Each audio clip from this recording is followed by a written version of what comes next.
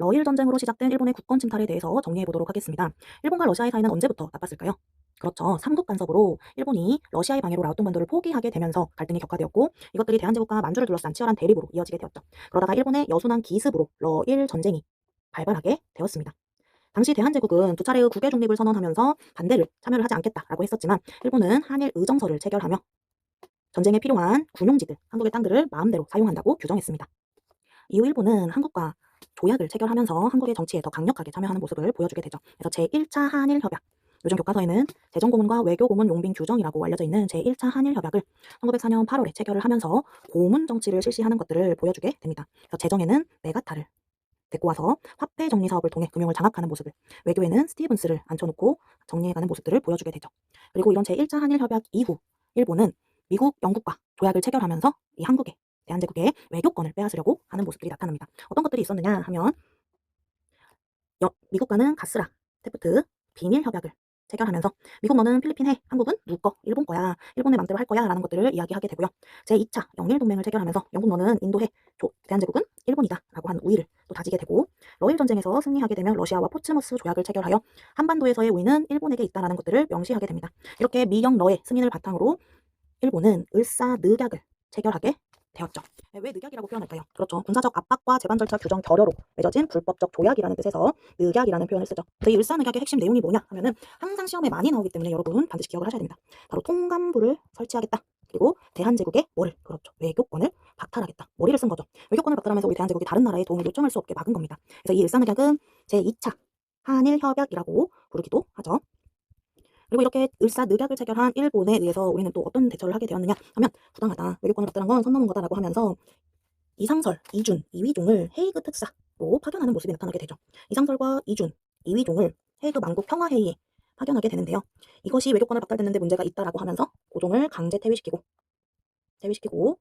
정미 7조약이라고 불리는 한일 신협약을 체결하게 됩니다. 고종을 강제 퇴위시킨 뒤 강요를 통해 체결되었던 이 정미 7조약에는 어떤 내용들이 담겼느냐 하면, 통감의 내정 장악과 함께 부속 비밀 각서를 체결하면서 군대를 해산시키고 각부 차관 및 사무관에 일본인을 임명시키는 모습들이 나타나게 됩니다. 그리고 기후각서를 체결하면서 사법권과 감옥사무에 대한 권한도 박탈시키고요. 사법권 박탈, 그리고 경찰사무 위탁각서까지 체결하며 경찰권까지 박탈하는 모습이 나타나게 되죠. 그리고 나서 1910년 8월 달에 항일병합조약이 체결되며 우리는 일제감정기에 들어서게 되었습니다. 아픈 역사가 시작되었죠. 그래서 이 일제감정기가 여러분들이 2학기에 배우는 한국사의 내용입니다. 그래서 천천히 정리해보도록 하죠. 러일 전쟁으로 시작된 일본의 국권 침탈에 대해서 살펴봤죠. 이런 국권 침탈에 맞서서 어떠한 움직임이 나타났느냐 하면, 위정적 사파들은 항일 의병운동으로, 개화파들은 애국계모운동으로 전개되는 모습을 찾아볼 수 있는데요. 오늘은 항일 의병운동에 대해서 정리해보도록 하겠습니다. 의병운동은 크게 3개의 시기로 나타나는데, 첫 번째 1895년에 전개되었던 을미의병부터 정리해보도록 하죠. 자, 을미의병은 왜 발생했을까요? 그렇죠. 명성황후가 시해당하는 을미사변과 그해 실시되었던 을미개혁으로 단발령이 실시되면서 이에 대한 반발로 일어나게 되었습니다. 그래서 사료들을 살펴보면 국모에 원수를 갚아, 머리를 깎으라니, 뭐 이런 문구들이 들어가 있죠. 이런 의미협약의 특징으로는 유생주도로 봉기하였다라는 것. 유생들을 중심으로 봉기가 이루어졌기 때문에 국왕이었던 고종이 해산을 권고하자 바로 자진 해산하는 모습들의 한계를 가지고 있더라. 고종의 해산 권고로 자진 해산하였다. 이런 의미협약의 대표 의병장들은 누가 있을까요? 그렇죠. 의병장들로는 유인석, 이소운 등이 있었습니다. 자, 그리고 1905년 10년 뒤에 일어났던 을사의병은 또 왜 일어나게 되었을까? 을사의병은 여러분들도 너무나 잘 아시는 무슨 사건 때문에, 무슨 조약 때문에? 그렇죠. 을사늑약으로 인해서 일어나게 되었죠. 을사늑약의 내용은 너무너무 중요하다라고 했었습니다. 어떤 것들이 있었나요? 네, 통감부를 설치하였고요. 대한제국의 뭐를? 외교권을 박탈하였다.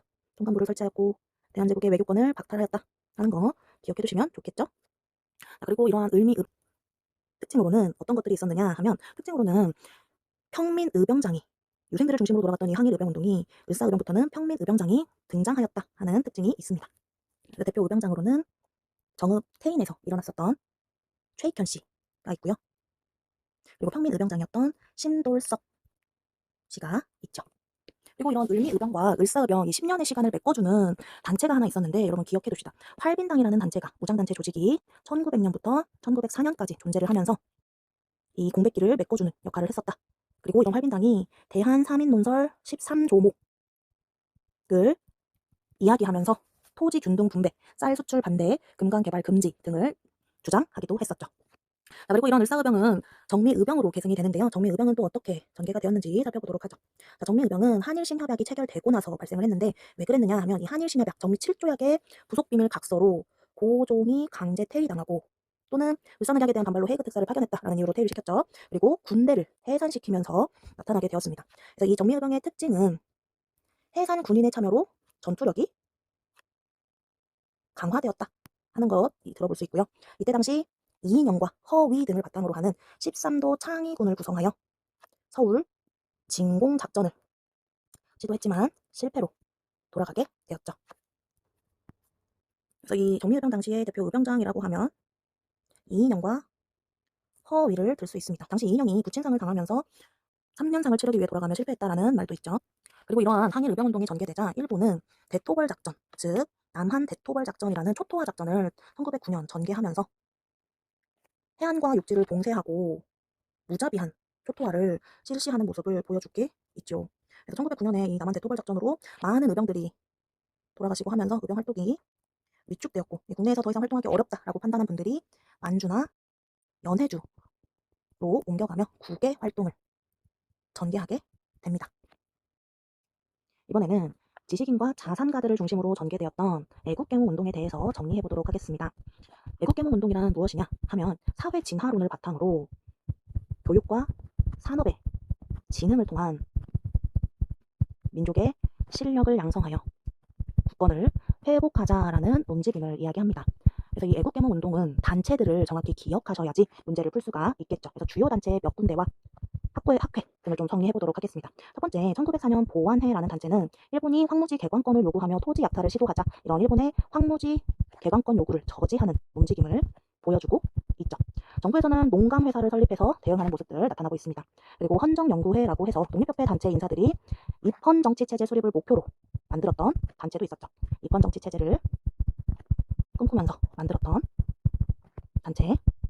그리고 이 중에서 가장 시험에 잘 나오는 친구는 보안회와 같이 시험에 잘 나오는 친구는 대한자강회죠. 이 대한자강회는 1906년에 만들어졌는데 전국에 25개의 지회를 가지고 있었고 월보를 간행하면서 연설회 등을 개최, 강연회들을 개최하면서 움직이는 모습을 보여주고 있죠. 그래서 얘네들이 연설이나 강연회 등을 전개하며 사람들을 계몽시키다가 나중에 고종의 강제퇴위 반대운동을 전개하며 해산당하는 모습을 찾아볼 수 있습니다. 그리고 이런 대한자강회가 해체되고 대한협회라는 단체가 만들어지기도 했었죠. 그래서 헌정연구회, 대한자강회, 대한협회는 서로서로 이렇게 연결이 되어 있었다. 그리고 이 중에서도 가장 중요한 게 바로 신민회라는 비밀 결사 조직이죠. 신민회. 1907년에 만들어졌던 이 신민회는 안창호와 양기탁 등이 비밀 결사 형태로 조직했습니다. 그래서 이런 신민회는 국권 회복과 공화정의 바탕을 둔 근대국가 건설을 목표로 했었죠. 다양한 활동을 하게 되는데 대성학교, 오산학교를 설립한다든지 태극서관 서점이에요.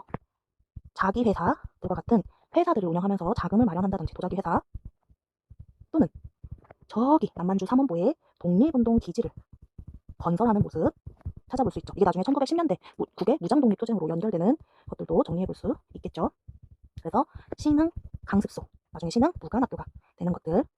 그런데 이런 신민회 같은 경우는 일제가 날조한 배고인 사건으로 인해서 결국 해산당하는 모습으로 보여지게 된다. 이 밖에도 애국개몽의 활동들은 교육이나 언론 활동들도 활발하게 전개가 되더라. 그래서 지역의 기호흥학회, 서북학회, 혼합학회 등이 있었고요. 신문으로는 황성신문, 을사늑약에 반대하며 장지현 씨가 시일야 방성대국을 게재했던 또는 영국인 베데를 발행인으로 내세웠던 대한매일신보 등이 있었죠. 그런데 이런 애국개몽 운동은 민족의식을 고취하고 근대의식을 일깨웠다라는 데 의의가 있지만 실력 양성만을 강조하다 보니 일제의 지배를 일부분 용인하거나 의병투쟁을 비판했다라는 한계점을 가지고 있습니다. 그래서 러일 전쟁으로 시작된 국권 침탈과 이에 맞선 국권 수호 운동을 항일의병과 애국개몽 운동으로 나누어서 살펴봤으니 다시 한번 잘 정리해보시고 대비하시길 바랍니다.